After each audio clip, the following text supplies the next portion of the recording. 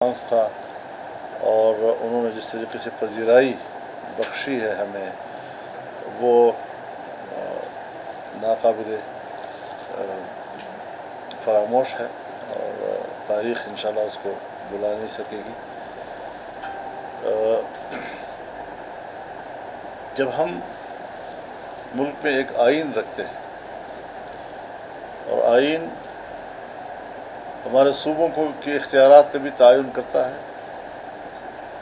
اور ہمارے ہر ادارے کے دائرۂ کار کا تعین بھی کرتا ہے، پھر اسٹیبلشمنٹ کو بالادستی کی خواہش کی، پھر اسے ہر شعبے میں اپنی بالادستی قائم کرنے اس پر ضد کو، پھر انتخابات میں دھاندلی کر کے اپنی مرضی کے نتائج سامنے لانا، یہ کون سی لت ہے جو ان کو پڑ گئی ہے؟ اور اگر وہ یہ چاہیں گے پھر ہم کیوں قبول کریں گے اس کو؟ ہم بھی آخر اس ملک کے رہنے والے ہیں۔ جس شناختی کارڈ کی بنیاد پر ہمارا آرمی چیف پاکستانی ہے، اسی شناختی کارڈ پر میں بھی پاکستانی ہوں اور آپ بھی پاکستانی ہیں۔ ہم ملک کے برابر کے شہری ہیں، لیکن ایک طبقہ سمجھے کہ میں نے حاکم رہنا ہے اور باقی سب کو غلام رکھنا ہے، تو پھر ہم واضح کر دینا چاہتے ہیں کہ یہ رسم کہیں ان کے اپنے قبیلوں کی ہوگی، ہمارے قبیلے کی یہ رسم نہیں ہے۔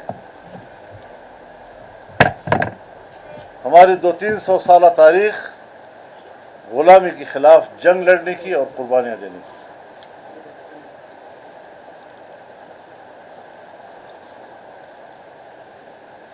انگریز کے خلاف 50,000 سے زیادہ مجاہدین اسی پاداش میں سولیوں پہ لٹکائے گئے، توپوں سے اڑائے گئے۔ کیا پاکستان ہم نے اس لیے حاصل کیا تھا کہ اس پاکستان میں ہم جرنیلوں کی غلامی کریں گے اور جانوروں کی طرح وہ ہمیں جس طرح ہانکیں گے ہم اسی طرح جائیں گے، اور جس طرح وہ ہمیں چارہ ڈالیں گے ہم وہ چارہ قبول کریں گے؟ کبھی نہیں ہوگا۔ اس وقت ملک میں ریاست کے رٹ نہ ہونے کے برابر، صوبہ خیبر پختونخوا میں ہو یا صوبہ بلوچستان میں، مسلح تنظیمیں اس وقت کھلے عام تمام علاقوں کو کنٹرول کر رہی ہیں، اور انہوں نے اب اعلان کیا ہے کہ ہم عزم استحکام آپریشن شروع کریں گے۔ یہ عدم استحکام آپریشن ہے جو پاکستان کو اور کمزور کرے گی۔ ماضی کے جتنے آپریشنز ہوئے ہیں ذرا ان کے نتائج تو سامنے رکھیں۔ آج ہم کہاں کھڑے ہیں؟ چپے چپے پر آج ہماری فوج موجود ہے۔ کیوں بے بس ہو گئی ہے؟ میری پولیس کیوں بے بس ہو گئی ہے؟ بلوچستان کے بارے میں تو میں زیادہ نہیں جانتا ہوں گا شاید، لیکن خیبر پختونخوا کے بارے میں تو جو ہمارے اضلاع ہیں وہاں تو سورج غروب ہونے کے بعد پولیس اپنے تھانوں میں بند ہو جاتی ہے اور کسی قسم کا ان کا کسی روڈ کے ساتھ راستے کے ساتھ تعلق ختم ہو جاتا ہے۔ جو قوم جن کے حوالے ہے ان کے حوالے رہے۔ تو ملک کو اور کمزور کیوں کیا جا رہا ہے؟ ایپیکس کمیٹی نے فیصلہ کر لیا۔ ایپیکس کمیٹی کیا ہے؟ یہ جب تحصیل لیول پر ہوتی ہے تو وہاں میجر بیٹھتا ہے، یہ جب ضلع لیول پر ہوتی ہے تو وہاں کرنل بیٹھتا ہے، یہ جب ڈویژنل لیول پر ہوتی ہے تو اس میں بریگیڈیئر بیٹھتا ہے، یہ جب صوبے کے لیول پر ہوتی ہے تو اس میں کور کمانڈر بیٹھتا ہے، اور جو وفاق کی سطح پر ہوتی ہے تو اس میں آرمی چیف بیٹھا ہوتا ہے۔ آپ بتائیں کہ جہاں کسی اجلاس میں وردی والا موجود ہوگا وہاں فیصلے وردی کرے گا یا باقی لوگ کریں گے؟ ذمہ داری ہمارے اوپر ڈال دیں، بڑی خوشی سے شہباز شریف سے ذمہ داری قبول کرے گا، بس کرسی پہ بیٹھا ہوا ہے، ایک آئینی کرسی سنبھالی ہوئی ہے، سو اسی پہ خوش رہیں۔ ان حالات سے ہم گزر رہے ہیں، اور اسی حوالے سے مشاورت کا ایک عمل، میں اسلام آباد میں ہوتا ہوں، تب بھی دوستوں کے ساتھ، سیاسی جماعتوں کے ساتھ رابطے میں رہتا ہوں، ملاقاتیں رہتی ہیں، حالات پر ہم تبصرہ کرتے ہیں، اور یقیناً ہمیں ایک قومی جذبے کے ساتھ، ایک نئی سوچ کے ساتھ ہمیں ایک نئی منزل متعین کرنی ہوگی جو اس ملک کی بقا اور اس ملک کے استحکام کی ضامن ہو، اور آئین پر عمل ہو، جمہوری نظام مستحکم ہو۔ جمہوریت اپنا مقدمہ ہار چکا ہے، پارلیمنٹ اپنا مقدمہ ہار چکا ہے، اور ان کے خلاف بغاوتیں، ان کے خلاف مسلح تنظیمیں وہ اپنا موقف تسلیم کرا رہی ہیں۔ یہاں تک ہمیں کس نے پہنچایا؟ اس کا کون ذمہ دار ہے؟ انہی بے اعتداریوں میں جب ہم آئین پہ عمل نہیں کریں گے، آئین ایک میثاق ملی ہے، جب میثاق ملی بیچ میں نہیں رہے گا تو پھر عوام کا اس ریاست کے ساتھ جو کمٹمنٹ ہے اس کا کوئی ضمانت نہیں ہے۔ یہ آئین ہمارا ضمانت ہے۔ تو اس حوالے سے آج جو مجلس ہوئی ہے، میں شکر گزار ہوں اپنے تمام دوستوں کا، تشریف لائے، ہم نے دوپہر اکٹھی گزاری، بڑی لمبی بات چیت ہوتی رہی ہے، اور یہ سلسلہ انشاءاللہ العزیز جاری رہے گا۔ اور ہمارے ساتھ نہیں سر، جو آپ نے بات کی وہ کافی ہے سر۔ اچھا مولانا صاحب، یہ بتائیں کہ آپ یہ جو خدشات ہے یہ ہمیشہ جو ہے پوزیشن جماعتیں کیوں سامنے لاتی ہیں، جب آپ سے جو تمام جماعتیں یہ اقتدار میں بھی رہی ہیں، خوشحال خان کی جماعت نہیں ہے لیکن دوسروں کی سب کی جماعتیں اقتدار میں رہی ہے، وہاں پر جا کر ترجیحات کیوں چینج ہو جاتی ہیں؟ وہاں پر یہ موقف نہیں ہمیں دکھائی دیتا، یہ سخت موقف ہے یا اسٹیبلشمنٹ کے خلاف، وہاں پر سارے اکٹھے ہوتی ہیں۔ اسی الیکشن سے پہلے یہ سوال جو نواز شریف صاحب آ جائے ان سے پوچھ لیں، شہباز شریف صاحب آئے ان سے پوچھیں۔ یہ بات تو مجھ سے پوچھنے کا ہے ہی نہیں، میں تو ان کو چھوڑ کے آیا ہوں یا وہ مجھے چھوڑ کے چلے گئے۔ مولانا صاحب، جناب سوال ظاہر آپ نیشنل اور انٹرنیشنل لیول کے پولیٹیشین ہیں، لیکن میں بلوچستان کے کانٹیکس میں پوچھوں گا اور آپ کی جماعت سے متعلق پوچھوں گا۔ ماضی میں ہم نے دیکھا علماء صاحبان جو ہے اسمبلی پہنچتے تھے، اس مرتبہ کوئی 12-13 62 شخصیات جو ہے وہ پہنچے ہیں، تو کہیں علماء صاحبان کے ہاتھ سے پارٹی تو نہیں نکل رہی؟ سیکنڈ یہ جو آپ کے ساتھ بیٹھے ہوئے نیشنلسٹ جو لیڈرز ہیں، آپ کے نریٹیو اور ان کے نریٹیو میں بہت زیادہ فرق ہے، پرٹیکولرلی میں افغانستان کے کانٹیکسٹ میں کہوں گا، تو کیا ایگری ہو گئے ہیں؟ یہ تو بڑے کرٹیکل ہے طالبان کے، اور آپ کے اچھے دوست ہیں۔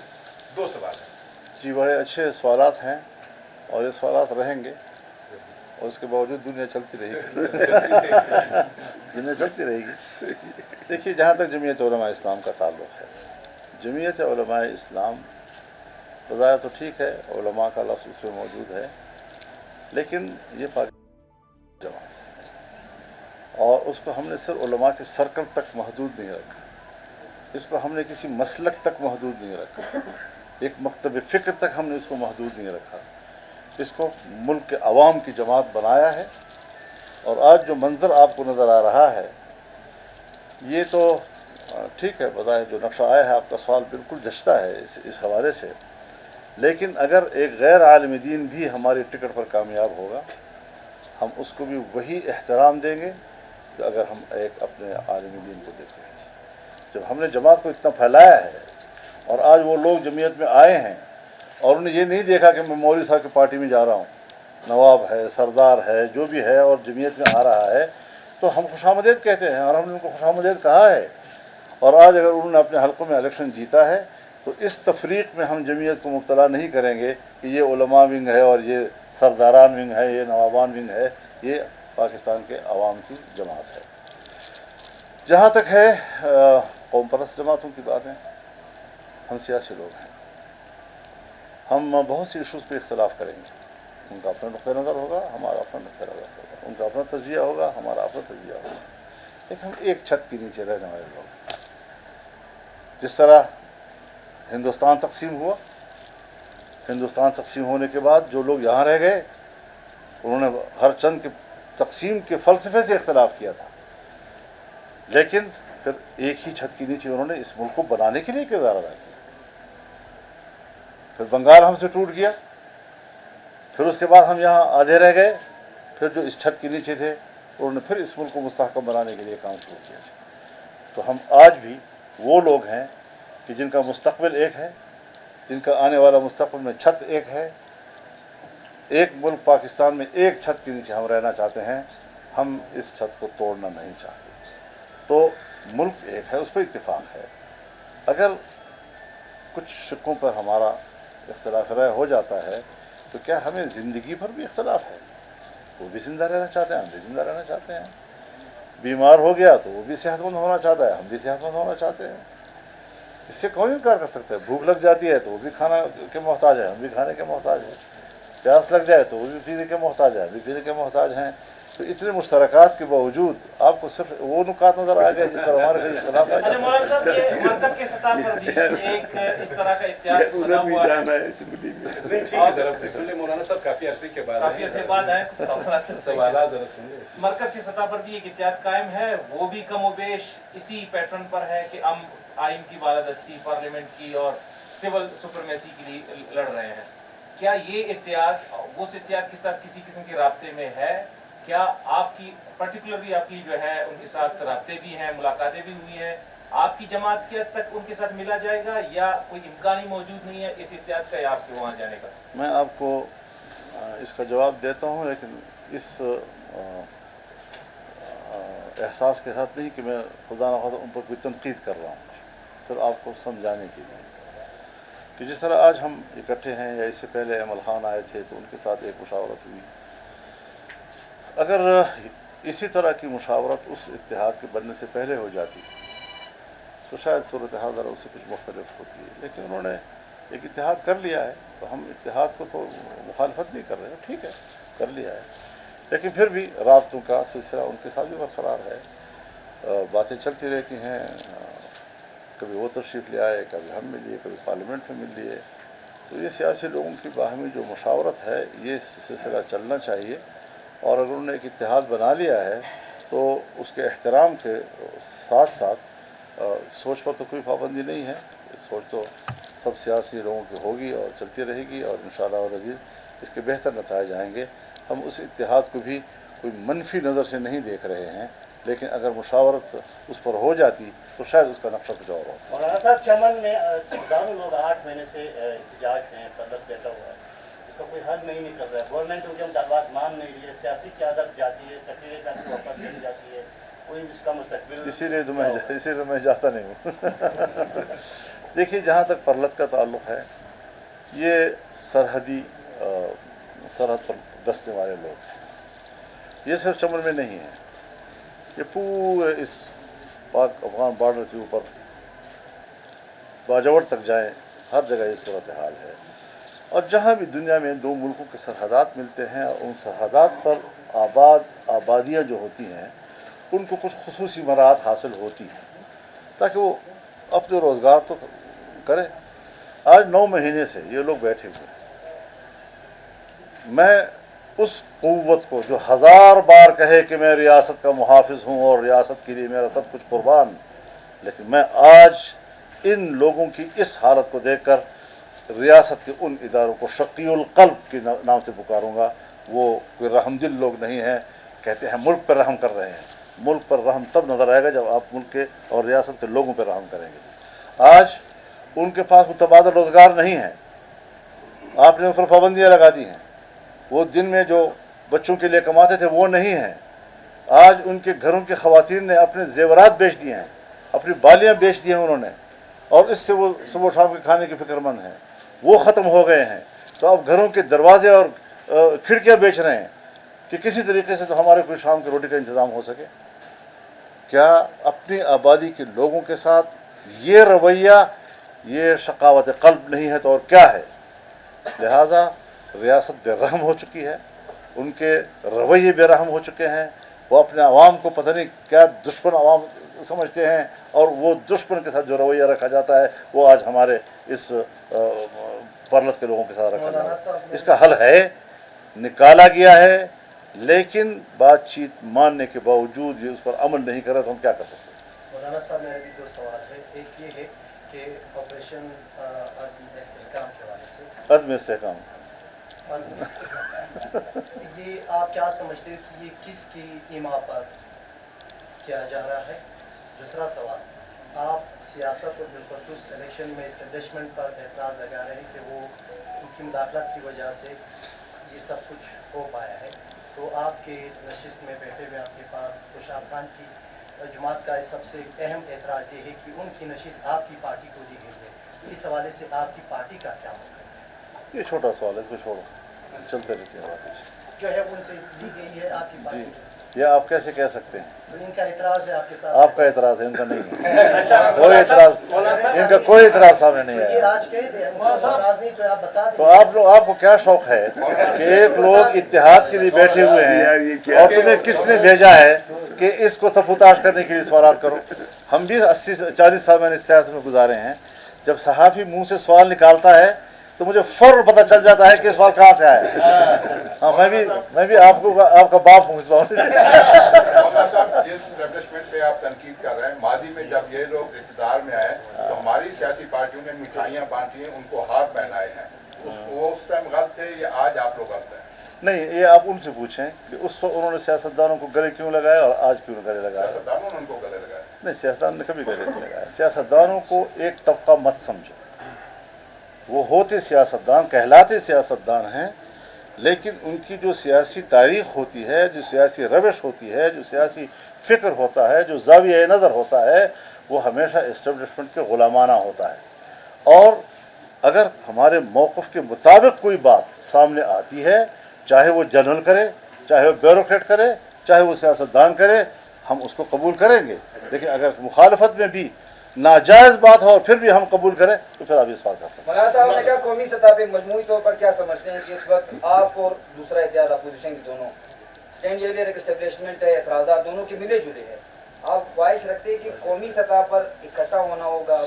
बिल्कुल, हमारी ख्वाहिश है कि हम बड़े संजीदा अंदाज के साथ मुल्क में एक वहदत का तस्वुर पेश करें। ऐसे नहीं कि आज हम अपने मारूज़ी ज़रूरत के लिए इकट्ठे हों और जब वो मकसद हासिल हो जाए तो फिर हम ज़रदारी और शाबाश शरीफ बन जाएं। हमें फिर खड़े रहना चाहिए तावक्ते कि हम आइन की बालादस्ती सबको मनवा न लें। तो ये इत्तेहाद अगर बनते हैं, बनना अच्छी बात है, लेकिन उनका सफ़र पूरे बाहवी एतमाद के साथ होना चाहिए, मंजिल तक पहुँचने के अज़म के साथ होना चाहिए। रास्ते में तहरीक छोड़ देना ये मुनासिब बात नहीं है। तहरीक ये कोई समंदर में बड़ा पत्थर फेंक के एक धमाका खेज़ भूचाल खड़ा करने का नाम नहीं है, बल्कि ये लहरों का नाम है।